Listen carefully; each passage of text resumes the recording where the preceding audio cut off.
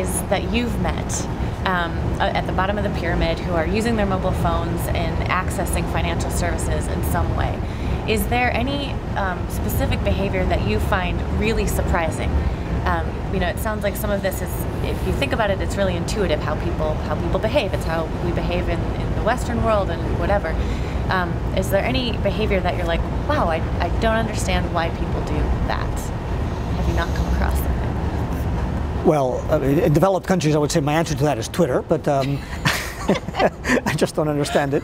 But in the context of formal financial services at the base of the pyramid, I think there's many things when you first are exposed, you're really surprised. But then the logic is so clear as soon as you hear them talk about it. Yeah. So it's not, I don't think it's stuff that needs deep research. It's just once you sit down, let them talk about it, and then it makes so much sense. For example, a thing that puzzles many economists is how people can have a savings balance and take on loans at the same time. That seems an expensive way of doing about it, but it makes eminent sense. Imagine, for example, that I'm putting money aside for a motorcycle, because I want to buy that motorcycle. And then my kid gets sick, and I need some money to go to the hospital. People don't understand why the fact that my kid got sick should get in the way of my motorcycle objective. So this notion that I'm going to withdraw money from my motorcycle account to pay for the emergency just doesn't, that's really depressing. It's sad enough that I have to deal with a medical emergency. If in addition now, you're setting me back on my goal, right. that you're just compounding my sadness. So it's entirely logical for them to say, oh, no, that goal remains what it is. I'm not going to touch a single dollar of my motorcycle money. I'm just going to be borrowing against it. Right. Because mentally, I'm still working on the motorcycle. Don't eliminate that goal. Don't make me feel like that goal has become any less relevant or accessible to me simply because I had to deal with this other thing. So people tend to compartmentalize a lot, which, look at it like that. If that has a price, so be it. That's fine.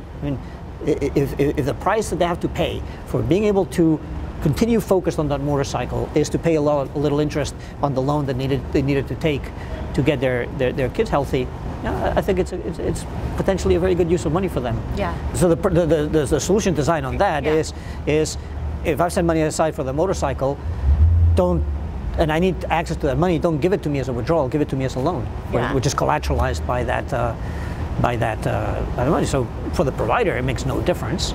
There's no reason why you should be charging a lot of interest for that because it's a completely secured loan. But offer it like that, serve it like that, use that language with the customer instead of, oh, I'm just going to deplete your account. So it's changing the language of how we use and describe the money that we're transacting in order to reach these customers. That's right. Where they're at. That's right. Yeah. That's interesting. right. Is there any other example you can give of changing the language to meet customers? We were talking earlier about calling it savings. And that's right. Savings, I don't think, is a word. The word savings has two problems. First, at the base of the pyramid. First, they don't think that's relevant for them because savings is what I do when I have excess money. Any money left over. Except I never have money left over, so it's not, I like to have that problem, it's just I never get there.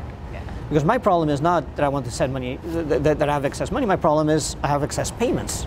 Too many payments that I need to make, too many things I want to buy. So you need to reframe the savings debate or the savings discussion as how do I help you achieve all those payments you need to make and buy the things you want to buy in the future? How do you make the money stretch over so many things that you desire or need? So I think using the payments language is a lot better, where savings is really helping you protect tomorrow's payments so that not all the money goes to today's payments, but also there's some money left over to start building up towards tomorrow's payment. I think it's just a payments issue. They look at it as a payments issue. The other problem with the word savings is that they interpret it as a very weak thing. Because what people do when they have excess money is they invest it, they don't save it. Saving is just a change of label, right? I just changed the words. But if I think of something as savings, it's vulnerable. The savings is there for the taking. Whereas if I get myself into thinking that thing there is not savings, it's an investment, I've just built another mental barrier, and it's just labeling again towards not going into that. And where is that conversation happening? Where are the touch points? Is it between MNOs or telcos marketing to base of the pyramid consumers? Is that a touch point where we can reframe the conversation so it works better with them? Or is it more behind the scenes that we need to change what we're talking about here so that it's reflected in the product? Well, I think it should be the providers coming up with this. I mean, anyone trying to inject this sort of thinking from the outside is going to struggle. Yeah. I just don't know many mobile operators or banks that have customer research teams. Yeah. They just don't. And so when they come up with a product, they're going to maybe work with an ad agency as to some cool branding name. Yeah. But they're certainly not going to be worrying too much about how it resonates with customers. To the extent that they do it, it's outsourced. But shouldn't that be a core capability? Yeah. Shouldn't you have inside the team that tells you how people are interpreting what you're telling them, what you're offering to them? Yeah. So until banks and telcos don't have their own research teams, you got to think that we're not going to get there.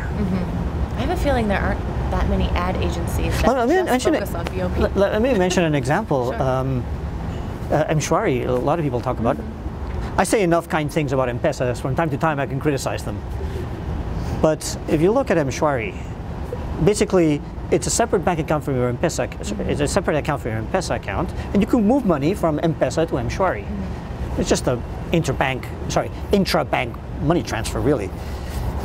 So when I go to my mobile phone, the user interface, moving money from M-Pesa to M-Shwari, what's that called? They call it, on the user interface, you have to know, that's called send to bank. You're like, why do I want to send money to a bank? I don't want to send money to a bank.